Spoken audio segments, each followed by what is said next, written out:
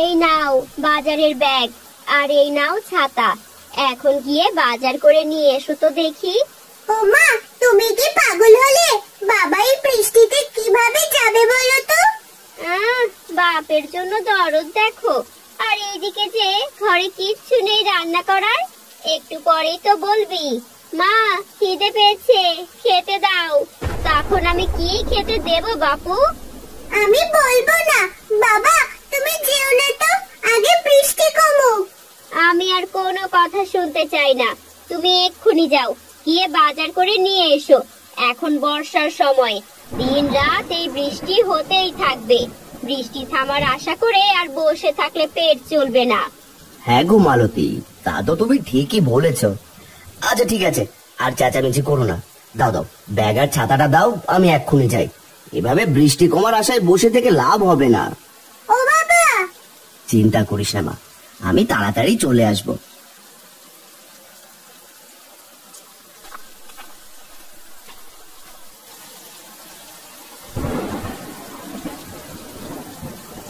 আরে বৃষ্টি তো দেখি অনেকটাই কমে গেছে। আমি চললাম গো মালতী।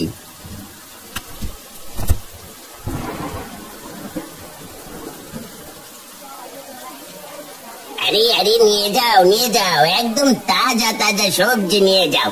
আলু, পটল, বেগুন, ঢেঁড়স, মিষ্টি কুমড়ো সব একদম তাজা। নিয়ে যাও নিয়ে যাও। দাদা দাও দেখি আমাকে 2 আলু। 2?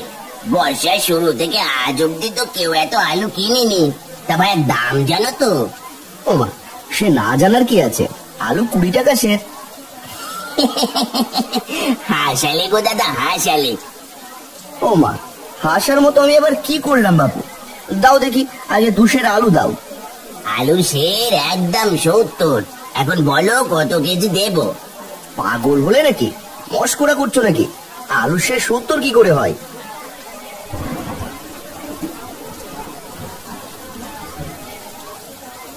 কি গো হারান্দা, কি হলো? চেঁচামেচি করছো যে? কি করবো রে পাচো, 2 আলু চাইলাম আর বলছে কিনা 70 টাকা সের। বাবু বলে কি টাকা কি গাছের পাতা নাকি? সে তো কদিন থেকেই গো হারান্দা। এখন বাজার একদম গরম, বর্ষা চলছে তো। সে কি শুনেছি বর্ষার সময় জিনিসপত্রের দাম কমে, এখন তো দেখছি পুরাই গরম রে। তার বলতে হবে না গো দাদা, আমি বরং চলি, বৃষ্টি আবার জোরে এলো বলে। ভাইয়া দাম একটু কমাও, এই দামে হলে তো না খেয়ে মরতে হবে গো। না না না না না, দাম এক পায়ও কমানো যাবে না। নিলে নাও, আর না নিলে যাও দেখি। আচ্ছা পটল কত করে? আলু 70, পটল 50, বেগুন 55, ঢেঁড়স 40, মিষ্টি কুমড়ো 60। এখন বলো কি নেবে? তো দেখছি সোনার দরে সবজি বিক্রি হচ্ছে। আচ্ছা এক কাজ করো, আলু দাও 400 গ্রাম, আর সাথে পটলও দাও 400 গ্রাম। আর কিছু দেবো নাকি দাদা? না না বাপু, আর কিছু লাগবে না। এই নাও তোমার আলু পটলের দাম।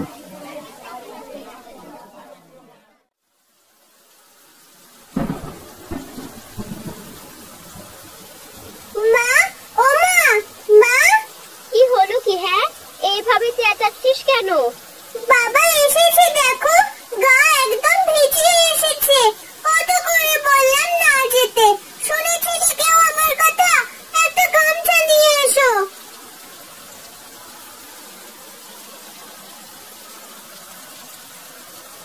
মা, এ তো সত্যি গো, আমি বুঝতেই পারিনি যে এমন হবে।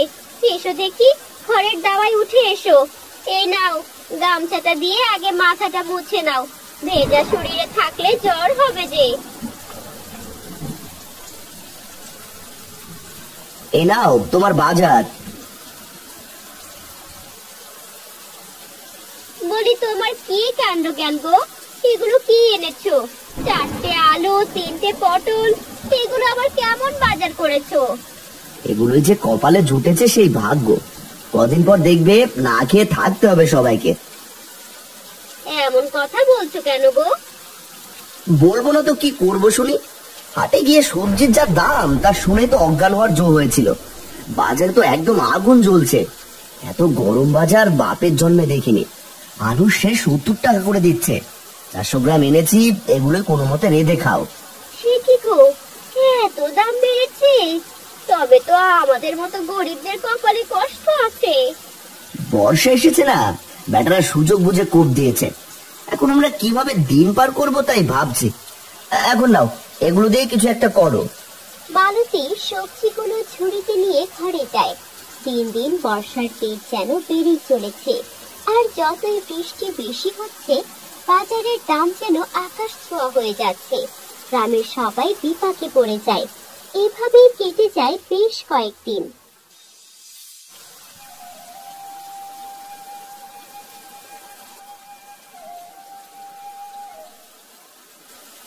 হারান্দা, ও হারান্দা।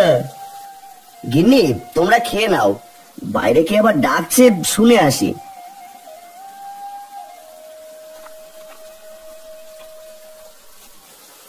আরে পাচু যে, এই অবেলায় এখানে? আয় দেখি, ঘরে আয়।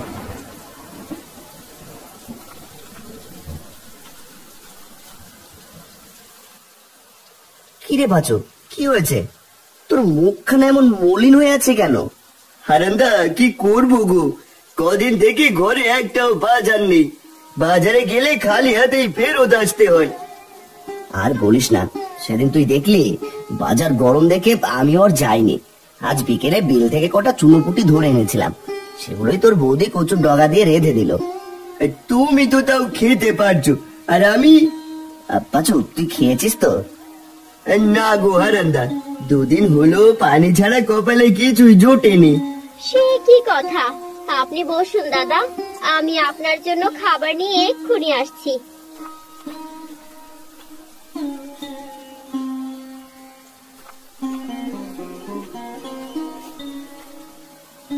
দাদা, বেশি কিছু নেই, এই ভাতটুকু খেয়ে নিন, তাও শরীরটা ভালো লাগবে। হ্যাঁ রে পাচু, খেয়ে নে ভাই।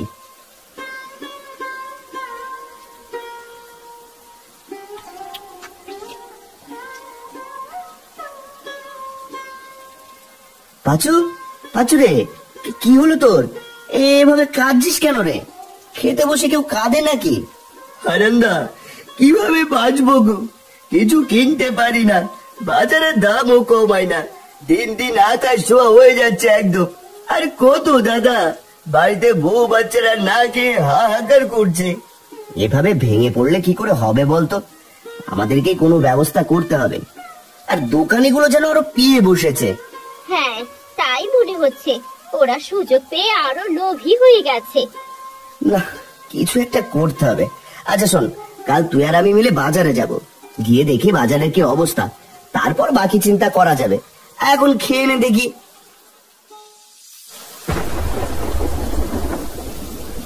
এই নিয়ে যাও, নিয়ে যাও, আলু মাত্র 80 টাকা কেজি আজকের জন্য, কাল আরো দাম বাড়তে পারে। দাদা দেখেছো, এরা কি মানুষ? কিভাবে পারে এত দাম নিতে? সেটাই তো দেখছি রে। আচ্ছা চল দেখি, দোকানিদের সাথে কথা বলে দেখি।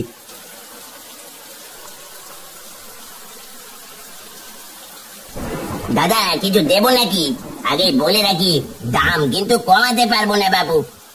কিছু নিতে আসেনি, এসেছিলাম বাজারের হাল দেখতে। কি আর দেখবে দাদা, দেখছো না বাজারে খরিদ্দার নেই তেমন, জিনিসপত্র সব পচে যাচ্ছে।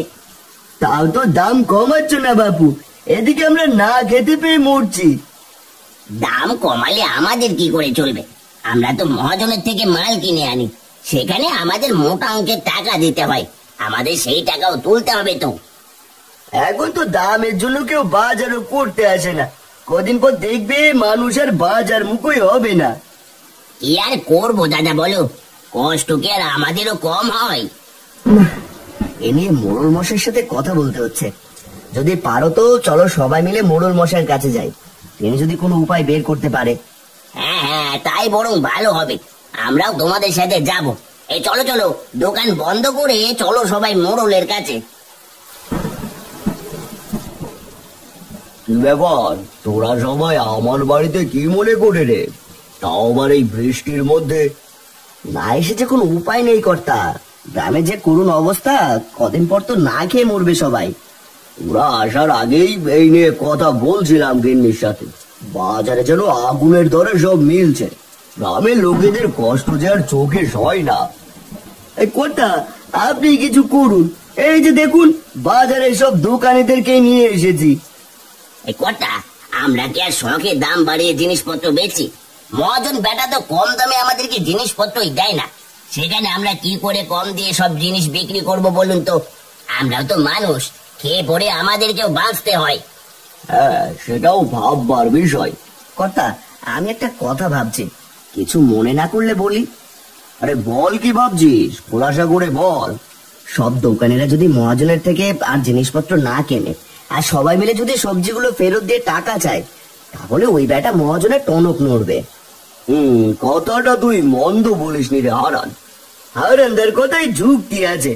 যখন ওই বেটা দেখবে তার থেকে কেউ কিছু নিচ্ছে না, তখন নিজের থেকেই দাম কমিয়ে দেবে।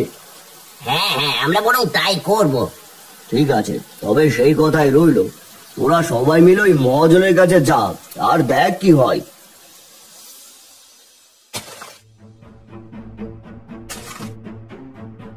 এই যে মহাজন, এই নিন আপনার মাল, আর আমাদের টাকা ফেরত দিন। কেন রে, হলো কি তোদের?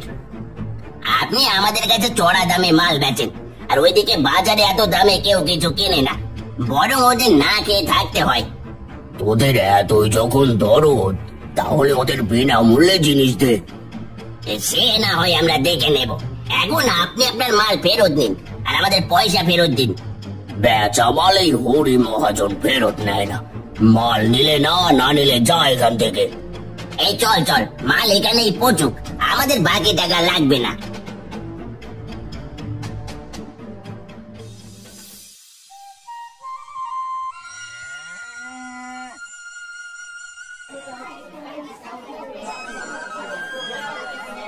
কিরে, আজ এত জমজমাট ভিড় পড়েছে কেন রে?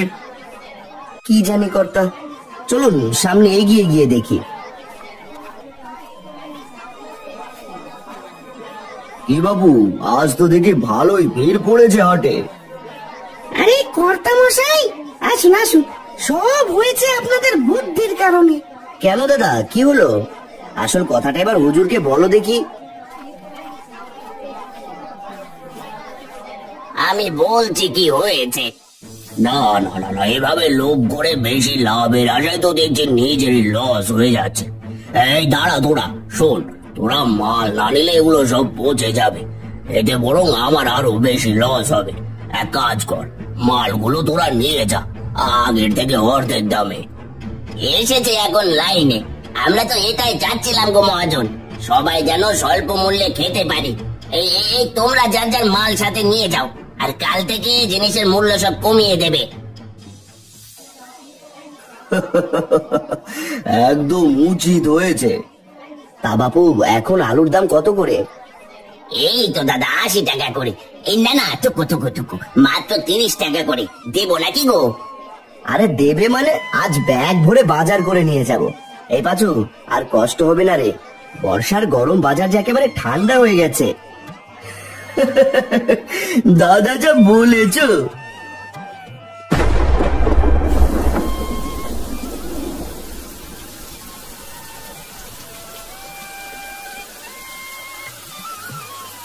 মালতী, ও মালতী, কই গেলে গো? দেখো দেখো, আজ ব্যাগ ভরে বাজার নিয়ে এসেছি।